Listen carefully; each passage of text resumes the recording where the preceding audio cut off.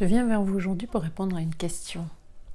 Une question qu'on m'a posée, comment faire pour raviver la petite flamme? Comment faire pour retrouver les papillons dans le ventre des débuts? Alors, comment faire pour que ça redevienne comme avant? Comment faire pour retrouver l'excitation des débuts? Bon, j'ai une mauvaise nouvelle. On va commencer par la mauvaise, comme ça après on finira par la bonne. La mauvaise nouvelle, c'est que ça ne redeviendra pas comme avant. Ça ne redeviendra pas comme avant parce que au début, ces moments d'excitation, de désir, de pulsion, de plaisir, de fusion, nous étions baignés par nos hormones. Donc c'est une phase de lune de miel quelque part. Et c'est normal qu'au bout d'un moment, on passe à autre chose. Donc ça ne redeviendra pas comme avant et nous avons à arrêter à s'accrocher à un passé qui est révolu, mais plutôt prêter notre attention pour mettre toute notre énergie pour construire un futur en posant des actions positives dans le présent. Ok? Donc comment faire pour que notre relation de couple soit plaisante, plus que plaisante, qu'on ait du plaisir, qu'on ait du désir, c'est en fait se reconnecter à ce qui nous plaisait à l'époque.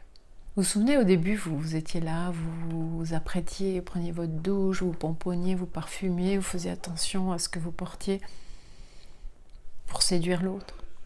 Vous accordiez du temps à la discussion, à l'échange.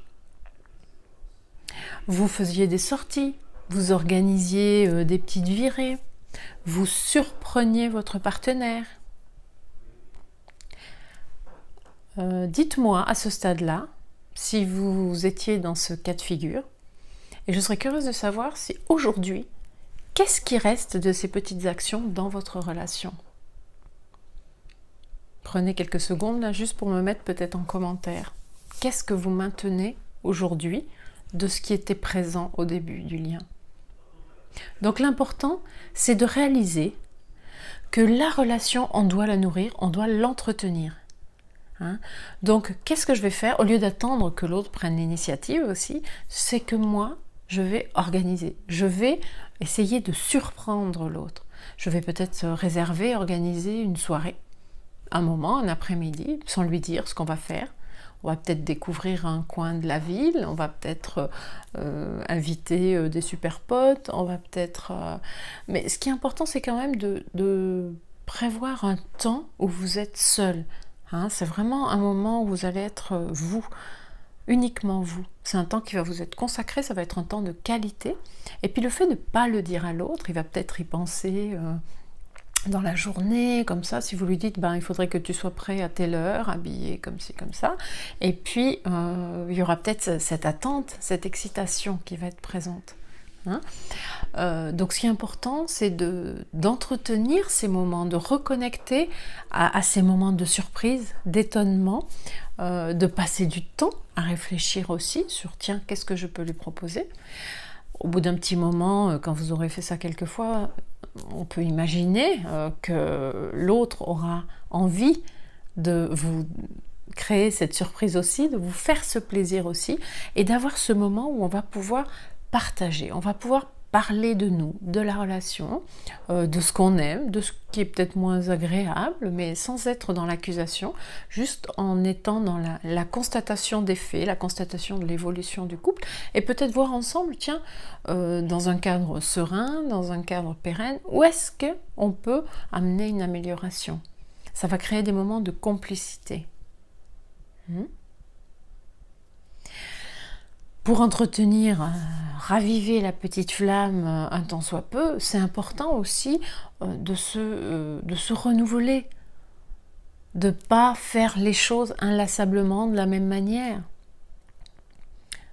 On va être dans une certaine routine par rapport à l'organisation familiale et tout ça, mais comment je peux mettre de la fantaisie? Ça peut être aussi dans mes rapports sexuels, dans ma façon de m'habiller. Comment je regarde l'autre? Est-ce que je suis pleinement attentif ou attentive à sa façon de s'habiller, à sa façon d'être aujourd'hui, à son expression. Est-ce que je vais me préoccuper suffisamment régulièrement de répondre à certains de ses besoins, de ses envies, de lui créer des petits plaisirs? Ça peut être l'occasion de courses, de lui acheter des petites choses qu'il aime ou qu'elle aime, même si c'est le parfum d'un yaourt au parfum qu'il préfère. Il n'y a pas besoin de faire des voyages à l'autre bout du monde. Hein? C'est important d'avoir des projets communs. Et puis surtout, gardez à l'esprit régulièrement de faire le point de votre situation. Hein, et puis de garder une forme de légèreté, d'humour et de non-jugement. Voilà, je vous laisse observer un petit peu où vous en êtes, et puis mettez-moi un commentaire, peut-être je me réjouirai de vous lire. À bientôt.